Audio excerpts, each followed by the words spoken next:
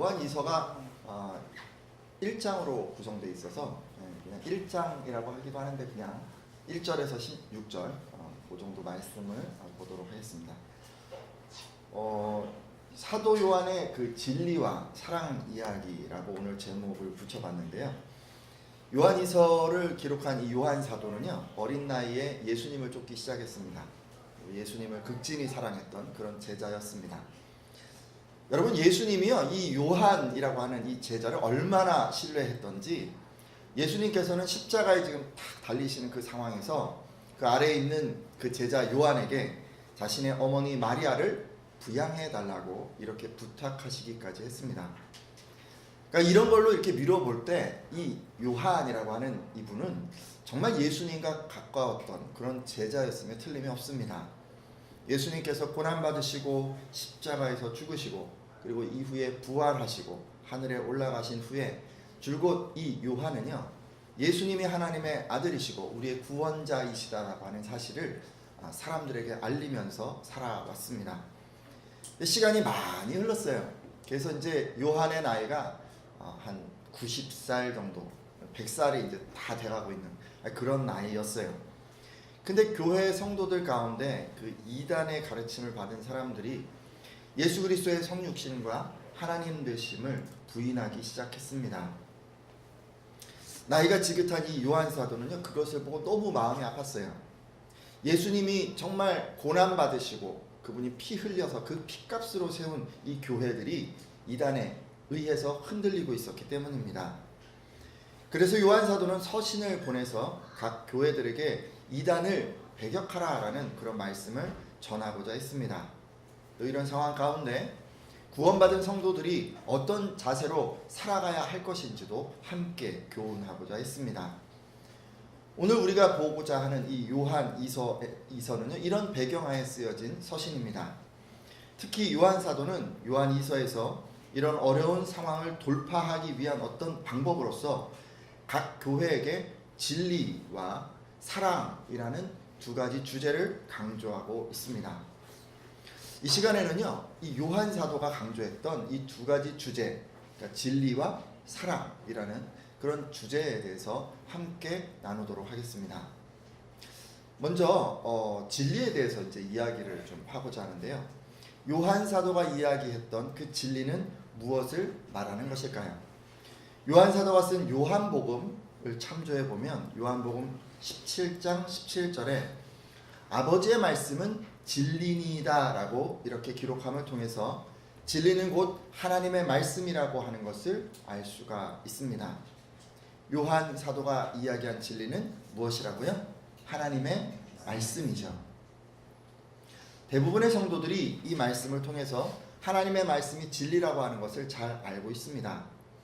하지만 그 진리, 곧 말씀대로 살아가는 것은 절대로 쉬운 일은 아닌 것 같습니다.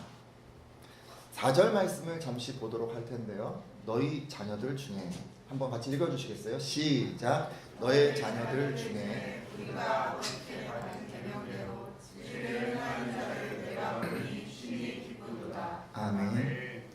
여러분, 이 말씀을 통해서 알 수 있는 것은요, 요한 사도가 활동하던 이 초대교회 당시에도 교회 공동체 안에 이 진리를 힘써 행하는 사람들이 많지 않았다는 것입니다.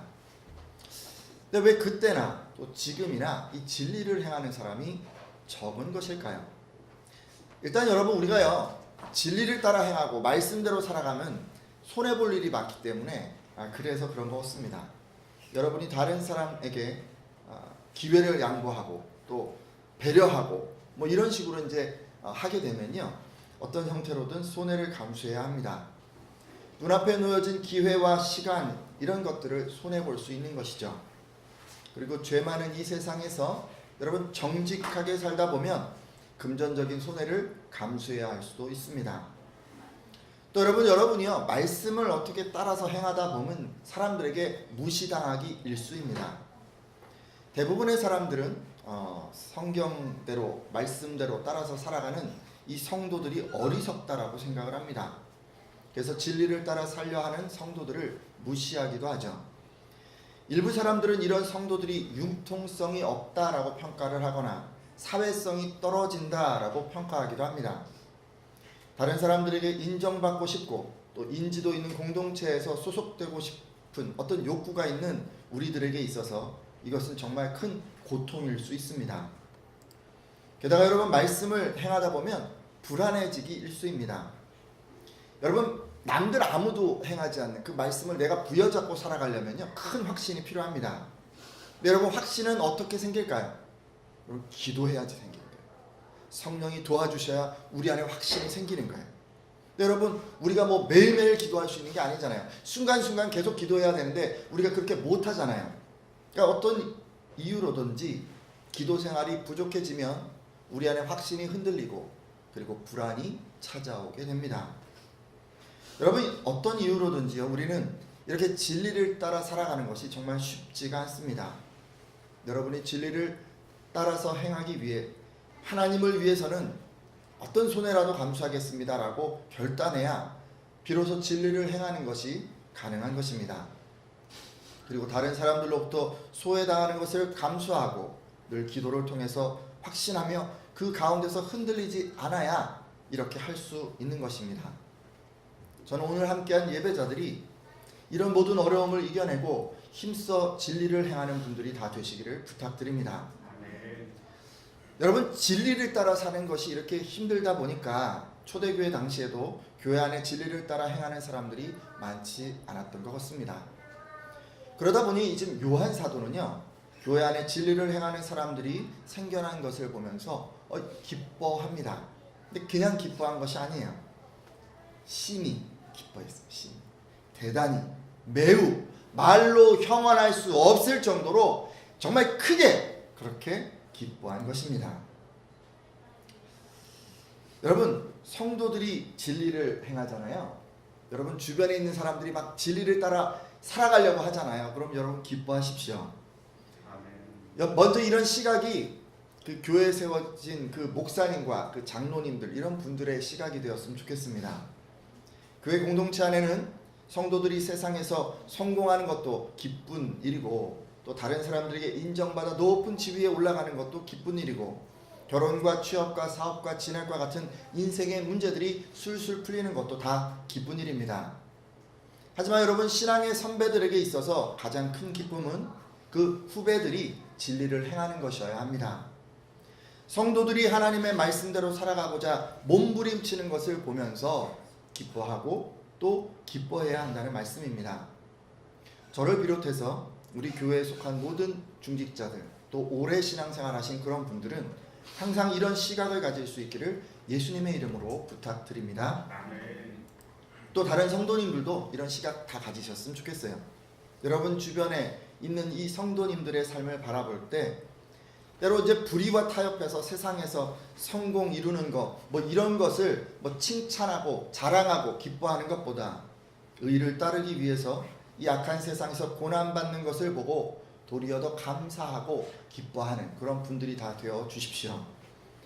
특별히 여러분, 자녀를 양육하는 부모님들, 이런 시각을 다 가지셨으면 좋겠습니다. 자녀가 성적을 잘 받았을 때 기뻐하는 것보다 어르신에게 자리를 양보하고 길가에 쓰레기나 뭐 침 같은 거 안 버리고 횡단보도 잘 이용하는 등의 이런 공중도덕 잘 지킬 때 더 기뻐하셨으면 좋겠습니다. 자녀가 운동회에서 1등 했어요라고 이렇게 했을 때 막 박수치고 기뻐하기보다 다른 아이들이 아무도 돌보지 않는 그런 친구들에게 마음을 쓰고 또 그 아이들을 돌보는 일을 하는 그 1등하는 그 아이에게 더 박수치고 기뻐하는 그런 여러분들이 되어 주십시오. 그래서 교회 공동체든 가정 공동체든 여러분이 속한 공동체에서 오직 하나님의 말씀이 가치를 결정하는 기준이 되도록 그렇게 만들어 주십시오. 자, 그러면요, 우리가 이렇게 고난받고 손해를 입으면서까지 진리를 따라 살아야 하는 이유는 무엇일까요? 하나님께서 그렇게 살아라 라고 이야기하셨으니까 그렇게 하는 것일까요? 아니면 예수님이 원하시니까 우리가 이것을 해야 하는 것일까요? 물론 그런 것들도 다 맞는 이유입니다. 하지만 여러분, 개인적으로 여러분 각자 그 개인적으로 진리를 따라 살아야 하는 이유는 그 결과 때문입니다. 우리 성도들이 고난을 감수하고 진리를 따라 살아야 하는 이유는 그것을 통해서 우리들은 하나님이 원하시는 그 거룩에 이룰 수 있기 때문입니다. 여러분, 실제로 예수님께서는요, 요한복음 17장 17절에 그들을 진리로 거룩하게 하옵소서라고 하셨습니다. 이 말씀을 통해서 알 수 있는 것은 여러분이 말씀대로 살아감으로 얻게 되는 궁극적인 결과는 거룩이라는 것입니다. 여러분이 진리를 따라 살아감으로 얻는 결과는 무엇이라고요? 거룩입니다. 예수님께서 각 성도들이 진리를 통해 거룩하기를 이렇게 지금 기도하고 계신 것은요, 성도들의 그 거룩, 그 진리를 따라 얻게 되는 그 거룩이 각 사람을 구원하신 하나님의 목적이기 때문입니다. 자, 어떤 분들은요, 하나님께서 우리들을 구원하신 목적은 땅끝까지 복음을 전파하기 위해서라고 말씀하십니다. 하지만 여러분, 이런 관점은요, 너무 도구적이고 기능적입니다. 복음 전파가 하나님의 목적이라기보다는 어쩌면요, 그 거룩을 이루기 위한 방법으로 이것을 말씀하신 것일 수 있습니다. 복음 전파를 통해 이루고자 하시는 하나님의 근본적인 목적은 성도의 거룩이란 말씀이죠. 하나님께서는 복음 전파를 통해서 한 개인이 거룩하게 하시고 또 그 사람이 복음을 전함을 통해서 또 다른 개인이 거룩하게 되는 것을 원하시는 것입니다. 그래서 궁극적으로 복음 전파를 통해서 온 성도들이 거룩한 백성이 되고 거룩한 나라를 이루기를 바라시는 것입니다. 따라서 여러분, 복음 전파보다요, 성도의 거룩이 더 근본적인 구원의 목적이라고 할 수 있습니다. 이런 하나님의 목적은 여러분 잘 아시는 구약 성경의 레위기에 내가 거룩하니 너희도 거룩할지어다 라는 말씀으로 시작되어서 신약 성경의 베드로 전서에도 똑같은 말씀이 일관되게 이어지고 있습니다. 앞으로 우리 큰가지 교회는요, 복음 전파에 큰 힘을 기울여야 합니다. 하지만 그에 못지않게 거룩한 성도, 거룩한 공동체를 이루는 것에도 우선순위를 둘 수 있기를 바랍니다. 지금까지 진리는 하나님의 말씀이고 이것을 따라 살아갈 때 우리들은 하나님의 궁극적인 목표인 거룩함에 이룰 수 있다라고 말씀드렸습니다. 이제 사도 요한은요, 이 요한 2서에서 이 진리라고 하는 주제 외에도 사랑이라는 주제를 하나 더 말씀하십니다. 요한이서 1장 5절 말씀인데요, 여러분 함께 읽어주시겠어요? 부녀여 라고 시작됩니다. 시작. 부녀여 내가 이제 내게 구하노니 서로 사랑하자. 이는 새 계명같이 내게 주는 것이 아니요 처음부터 우리가 가진 것이다. 아멘. 요한은 내가 이제 내게 이것을 요청하겠다라고 이렇게 이야기를 하면서 서로 사랑하자라고 이야기를 합니다. 오늘 여기 함께한 여러분들은 사랑하며 살고 계십니까? 권사님 사랑하며 살고 계십니다. 또 사랑받으며 살고 계십니까? 네, 운송 형제 사랑을 많이 받으시나 봐요. 사랑이라 하면 보통 우리는 이제 달달한 어떤 감정을 떠올리실 텐데, 여러분 사랑에는 그런 감정만 있는 것은 아니라는 거 다들 알고 계시죠? 요한도 지금요, 이런 감정적 사랑보다는요, 오히려 의지적이고 실천적인 사랑을 소개하고 있습니다. 요한복음 14장 15절 말씀을 보면 너희가 나를 사랑하면 나의 계명을 지키리라 라고 말씀합니다. 지금 예수님께서는 내가 나를 사랑한다면 내가 원하고 바라는 그런 것들을 내가 잘 실천하게 될 거야 라고 이렇게 말씀하신 것입니다. 지금 오늘 여러분에게 소개하는 사랑은 사랑하는 사람이 원하는 것을 실천하는 것으로 표현되어지는 사랑입니다. 여러분 결혼하신 분들 데이트 기억하실지 모르겠는데 그때를 잘 떠올려 보세요. 그러면 이런 사랑의 실천이 어렵지 않게 잘 이해가 되실 것입니다. 그때까지만 해도 상대가 싫다고 하는 것은 절대로 안 하고 상대가 원하는 거는 여러분 다 해주려고 그렇게 하지 않으셨습니까? 다들 그런 때가 있으셨죠? 없으신 것처럼 이렇게 다들 표정이 굳으시네요. 따라서 여러분 이런 사랑을 하려면 이게 조건이 있습니다. 반드시 상대방의 소원을 알아야 되는 거예요. 상대방의 소원을 알아야 우리가 사랑을 실천할 수 있는 거예요. 그래야 상대가 원하는 것을 행함으로 사랑을 표현할 수 있기 때문입니다. 만일 상대방이 무엇을 원하는지 모르면 성경에서 제시한 이러한 사랑은 실천할 수 없습니다. 그러므로 상대방의 소원을 아는 것은 성경적 사랑을 실천하기 위한 시작점이라고 할 수가 있습니다. 여러분, 일반적으로 상대방이 원하는 것은 두 종류로 나누어서 생각해 볼 수 있습니다. 상대방이 원하는 것은요, 이렇게 드러내놓고 딱 알려주면서 원하는 것들이 있어요. 그러니까 이런 건 싫어, 아니 이게 좋아, 이렇게 이제 분명하게 표현한 그런 것들이 있습니다. 하나님께서도 그분께서 원하시는 것들을 성도들에게 분명하게 알려주셨습니다.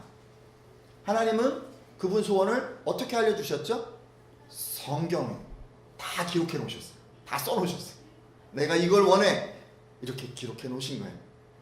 하나님께서 그분의 소원을 성경에 명시해 놓으셨기 때문에 우리들은 그 말씀을 실천함을 통해서 하나님에 대한 우리의 사랑을 표현할 수 있습니다. 믿으십니까? 또 어떤 게 있냐면요, 그 상대방이 원하는 것 중에 드러나지 않지만 원하는 게 있어요. 그러니까 아직 다 얘기 안 해준 거예요. 근데 뭔가 원하는 게 그 안에 있는데 다 표현하지 않아서 지금 우리가 정확하게 알지 못하는 그런 것들이 있을 수가 있습니다. 하나님과 성도의 관계에서 이런 게 무엇일까요? 기록해 놓지는 않았지만, 얘기해 주시지 않았지만 그분의 소원이 무엇인지 찾아서 행하는 그런 것들. 아니, 뚜렷하게 명시해 놓지도 않았는데 그분의 소원을 알 수 있다고요? 라고 이렇게 이제 물어보실 수도 있는데, 다 방법이 있습니다. 여러분은 기도를 통해서 그분의 소원이 무엇인지를 물어볼 수 있습니다. 그리고 응답에 따라서 그것을 실천함으로 여러분은 하나님의 사랑을 하나님께 사랑을 표현할 수 있습니다. 이런 방식으로 성도들은 하나님께서 원하시는 것이 있는데 알려주신 것들과 또 알려주시지 않은 것들에 대해서 우리는 사랑을 표현할 수 있습니다. 네, 여러분, 이런 사랑의 방식은요, 그 하나님과의 관계에만 한정되는 것은 아니에요. 오히려 하나님에게 사랑을 표현하는 이런 방식은 이웃을 사랑하는 것에 더욱 활용도가 높습니다. 우리가 이웃을 사랑함에 있어서도 이미 알려진 이웃들의 소원과 드러나지 않은 그들의 소원들을 들어줌으로써 그들에 대한 우리의 사랑을 실천할 수 있다는 말씀입니다. 여러분, 먼저요, 알려져 있는 이웃들의 소원들이 있는데 이거 얘기를 좀 하려고 합니다. 우리가 이웃을 사랑하기 위해서 해야 할 가장 첫 번째는 이웃들이 나는 이것을 원해요 라고 표현한 것들을 들어주는 것부터 시작됩니다. 공동주택에 혹시 사는 분들 있습니까? 아마도 복도에서 금연해 주세요, 아래층을 위해서 뛰지 말아 주세요와 같은 것들을 여러분들이 아마 들으셨을 수가 있는데, 우리가 사는 사회에서 이웃들이 원하는 이런 것들을 다 이렇게 포괄해서 취합을 해보면 그것이 뭐가 되냐면요, 그 사회의 규범 또는 매너 또는 예절이 됩니다. 규범이나 매너가 이미 알려져 있는 이웃의 소원일 수 있는 이유는 이런 것들은 언제나 이웃을 불편하지 않게 배려하도록 규정하고 있기 때문입니다. 특히 한 공동체의 매너나 예절은 모든 사람을 대할 때 다 통용되기 때문에 그 사회 내에서 이웃들이 각 개인에게 원하는 소원이라고 미루어 생각해 볼 수 있습니다. 따라서 우리는요, 특정 공동체에서 통용되는 어떤 매너가 있고 예절이 있고 규범, 에티켓 이런 것들이 있다면 그것을 잘 지킴을 통해서 이웃에 대한 우리의 사랑을 표현할 수 있습니다.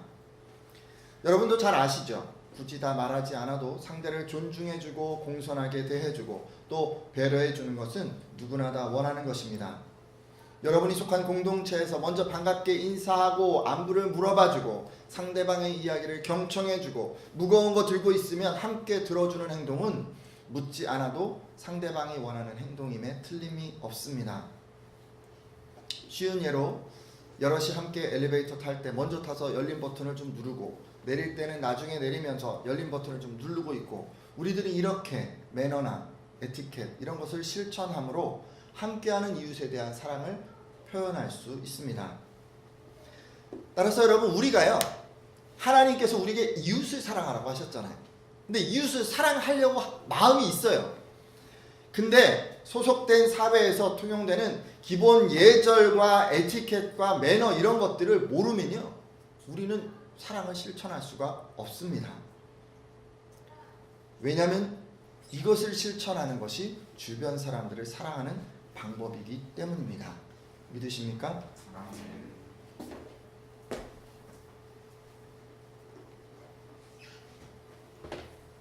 옛날에는 그 가정에서 이제 할아버지 할머니 모시고 큰 가족을 이루고 그렇게 살았잖아요, 그죠?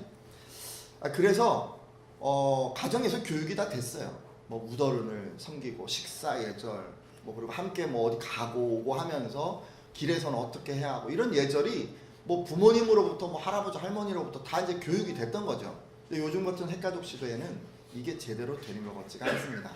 그래서 아이들이 많이 힘들어요. 초등학교 들어간 아이들이 학교에 가서 친구 사귀고 뭐 선생님을 대하고 이런 게 조금 힘든 거예요. 왜냐하면 제대로 안 가르쳐 주니까. 이렇게 가르쳐 주지 않으니까 너무 힘든 거예요. 그래서 EBS에서 그런 아이들을 위해서 책을 냈어요. 제목이 뭐냐면 보니하니 초등생활 매너백서라는 책이 나왔습니다. 아주 좋아요. 제가 읽어봤어요. 이 책에는 친구가 너무 좋아하는 친구가 있는 거예요. 근데 그 친구가 나 너 싫어 그랬을 때 어떻게 처리를 해야 되는가. 그 다음에 아이들이 막 뒤에서 험담을 해요. 근데 험담하는 그 자리에서 나는 어떻게 처신을 해야 되는가. 이런 얘기들이 아주 구구절절 아이들 시각에서 잘 써 있습니다. 근데 여러분, 이 책은 저부터 읽어봐야 되는 책이에요. 여러분 어른들부터 먼저 읽어봐야 되는 책이에요. 왜 이런 책이 필요하냐면요, 이 사회가 우리가 매너와 규범과 규칙과 에티켓 같은 것들이 이웃 사랑이라고 하는 것을 잘 가르치지도 않고, 또 그리고 그것이 무엇이고 어떻게 해야 하는지를 잘 가르쳐 주지 않기 때문에, 그래서 이런 것들이 좀 필요한 것 같습니다. 제가 여기 놔둘 테니까 저기 온유부터 시작해서 쭉 이렇게 돌려가면서 읽어보면 좀 도움이 되실 것 같아요. 근데 여러분, 알려져 있는 이웃의 소원들은요, 이렇게 뭐 특정 공동체에서 보편적으로 통용되는 이런 소원들만 있는 것은 아닙니다. 여러분, 개인적으로 누군가 여러분에게 직접 요구한 소원도 있을 수 있어요. 여러분 주변에 가까이 있는 사람의 요구를 듣고 그것을 행함으로 여러분 사랑을 실천할 수 있다는 말씀입니다. 예를 들어 이제 이런 거 있잖아요. 집에 일찍 들어오세요라고 이제 아내가 얘기를 했어요. 그러면 남편은 이것을 실천함으로 아내에 대한 사랑을 표현할 수 있습니다. 제가 여러분에게 예배를 좀 늦지 마세요 이렇게 이제 얘기를 했어요. 그랬더니 여러분들은 그런 목사님의 요구를 듣고 막 서둘러서 어떻게든 좀 빨리 오려고 이렇게 노력함으로써 저에 대한 사랑을 표현할 수 있습니다.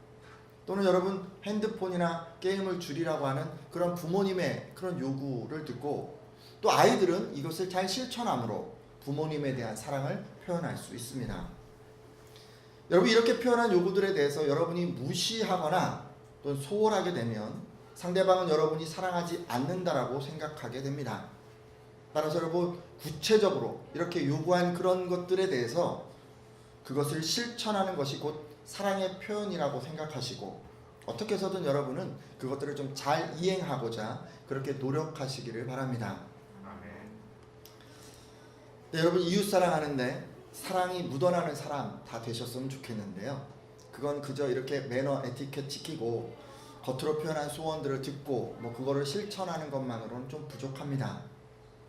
여러분은 얘기하지 않고 또 표현하지 않은 것까지도 알아서 들어주는 그런 분들이 되셔야만 합니다. 그렇지 않습니까, 여러분? 굳이 말하지 않아도 여러분의 마음을 알고 읽고 여러분이 말하지 못한 그런 바람을 들어주는 사람이 있다면 여러분들은 아마도 그 사람이 정말 깊은 사랑을 하고 있다고 생각을 할 것입니다. 자, 여러분, 어떻게 하면요 우리는 그렇게 사랑이 뚝뚝 떨어지는 이런 사람이 될 수 있을까요? 어떻게 하면 상대방이 다 얘기하지 않고 표현하지 않은 그런 소원들까지도 다 알아내서 이런 사랑을 실천해 볼 수 있을까요? 가장 기본적인 방법은요, 상대방이 밝히지 않은 어떤 소원에 대해서 우리가 상대방의 입장에 서 봄으로써 원하는 것을 미루어 짐작하고 이를 실천하는 것입니다. 우리는 이것을 역지사지라고 이야기 많이 하시죠. 상대방 처지에 내 자신을 대입해서 이렇게 생각해 보는 것입니다. 예를 들어 여러분 친구가 결혼을 했어요. 어떻게 축하하면 좋을까요? 뭐 여러 가지 생각이 있을 수가 있어요. 근데 역지사지를 해보면, 바꿔서 생각해보면, 내가 결혼한다라고 생각하고 친구가 해주었으면 좋겠다라는 그런 축하를 해주면 되는 것입니다. 여러분의 친구가 사업에 실패를 했어요. 그럼 어떻게 도와주면 좋을까요? 역지사지에 의하면 여러분 자신이 사업에 실패했다고 생각하고 친구가 도와주었으면 하는 것을 해주면 됩니다. 여러분 쉽죠? 상대방이 다 표현하지 않은 것은 그냥 내 입장이 어떨까 생각해보는 그런 것들을 함을 통해서 이렇게 한번 해볼 수가 있어요. 이게 가장 기본이에요. 근데 문제가 있어요. 이 방법을 쓰는데 맹점이 있습니다. 상대방이 무엇을 원하는지 모르고 그저 자기 생각대로 이것을 원하겠지 생각해서 실천했다가 낭패를 보는 경우가 있을 수 있기 때문입니다. 생각해 볼까요? 청국장을 제가 좋아하는 거예요. 근데 외국에서 친구가 방문을 했는데 그 외국에서 온 외국인 친구에게 청국장 좋아하겠지. 그 청국장을 딱 대접을 하는 거예요. 제가 블록버스터 영화를 무척 좋아해요. 그래서 제가 얘기하면 안 되겠군요. 여러분 남자분 중에 어떤 분이 이제 여자친구를 딱 처음 만났는데 블록버스터 영화를 너무너무 좋아하는 거예요. 그래서 당연히 좋아하겠지라고 생각하고 물어보지도 않고 예매를 하면 어떻게 되겠습니까? 상대방이 여러분의 사랑을 느끼겠습니까? 당연히 느끼지 못하겠죠. 여러분 이렇게 역지사지로 생각했음에도 불구하고 이런 식으로 되어버리면요, 심한 경우에 상대방은 여러분이 사랑하지 않는다라고까지 생각할 수도 있을 것입니다. 따라서 여러분 역지사지를 쓰시기에 상대방 처지에서 생각함을 통해서 상대방의 소원을 파악하는 것은 오래 알고 지내서 잘 아는 경우에만 사용할 수 있습니다. 예를 들어서 처음 만나서 잘 몰라요. 오래 알고 지냈는데도 불구하고 최근 소통을 충분히 하지 않아서 잘 모르는 경우에는 실수할 수 있습니다. 따라서 잘 모르는 관계 또는 잘 안다고 해도 최근 깊이 있는 대화를 많이 나누지 않았다면 이런 실수를 범하지 않기 위해서 일일이 다 물어봐야만 합니다. 묻지 않으면 상대방이 원하는 것을 알 수 없기 때문이죠. 예를 들면 부모님들 있잖아요. 생일을 맞는 자녀가 있어요. 최근 그 아이가 어떤 것에 관심이 있는지 잘 알지 못하면서, 그래서 몇 년 전에 그 아이가 저 로봇 내가 좋아요 이렇게 얘기를 한 거예요. 몇 년 전에. 근데 시간이 좀 지났어요. 근데 지금도 좋아하겠지라고 생각해서 거금을 들여서 그 로봇을 딱 사준 거예요. 여러분 그럼 어떻게 될까요? 좋아할까요? 좋아할 수도 있지만 여러분 그 사이에 그 아이가요, 좋아하는 로봇이 바뀌어도 여러 번 바뀌었을 수가 있어요. 그 로봇은 이미 역사에서 지나간 로봇이고 지금 좋아하는 로봇은 다른 것이 됐을 수도 있어요. 아빠가 이런 식으로 생각해서 예전에 좋아한다 했던 로봇을 그냥 임의로 이렇게 사줄 경우에 노력을 했음에도 불구하고 선물 받은 아이는 아빠가 나를 사랑하는 게 맞을까? 나한테 관심이 있나? 라고 이렇게 생각할 수 있습니다. 이렇게 입장 바꿔 생각하는 것으로 상대방의 소원을 파악할 수 없는 경우는 여러분 꼭 물어보십시오. 방법이 없어요. 방법이 없어요. 꼭 물어보셔야 여러분이 사랑을 표현할 수 있어서 그래요. 제가 오늘 이런저런 얘기 참 많이 했는데 성경에서 말하는 사랑은요, 다른 게 아닙니다. 상대방의 소원을 들어주는 거예요. 뭐라고요? 상대방의 소원을 들어주는 게 사랑이에요. 이미 알려진 소원들은 공동체 안에서는 규범, 예절, 매너와 같은 것들이 있고 개인적으로는 직접 요구한 어떤 소원이 될 수 있다고 말씀드렸습니다. 또 알려지지 않은 소원들에 대해서는 역지사지, 상대방 입장에서 생각해보는 것을 통해서 미루어 짐작할 수 있다라고 말씀드렸죠. 저는 여러분들이 먼저 하나님에 대해서 이런 사랑을 좀 실천하셨으면 좋겠습니다. 하나님이 말씀하신 소원들은 다 복종함으로 이 사랑을 보여드리고 말씀으로 남겨지지 않은 그런 소원들에 대해서는 역지사지를 실천함으로 사랑을 표현하시기 바랍니다. 또 이웃들, 가족들, 친구들에 대해서도 이미 알려져 있거나 개인적으로 내가 이것을 원해라고 표현한 것들은 여러분 가볍게 여기지 마십시오. 꼭 실천해 주시고 알려지지 않은 것들은요, 역지사지로 그가 무엇을 원할지를 좀 파악해 주십시오. 그래서 그것을 잘 실천함으로 사랑을 표현해 주시기 바랍니다.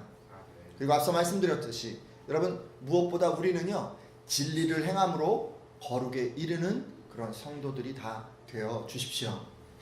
그래서 2018년도 올 한 해는 모든 성도가 진리와 또 사랑 안에 있음으로 인해서 하나님께서 베푸신 은혜와 긍휼과 평강이 가득하시기를 예수님의 이름으로 축원합니다. 이제 기도하고 마치려고 하는데요. 여러분 하나님과 사람들의 소원에 민감한 것이 가장 중요해요. 거기서부터 시작되는 거예요. 우리가 자꾸 내 안에 내가 원하는 것, 내 생각 이거에 집중하지 말고 저 사람은 무엇을 원할까? 저 사람은 어떤 생각일까? 이것을 자꾸 생각해야 그래야 여러분 사랑할 수 있습니다. 다른 사람들, 특별히 하나님, 그분의 소원에 민감한 그 사랑의 실천자가 될 수 있도록 시각을 좀 바꾸어 달라고 기도해 주십시오. 그리고 진리를 힘써 행함으로 거룩한 하나님의 백성이 될 수 있도록 그렇게 기도해 주십시오.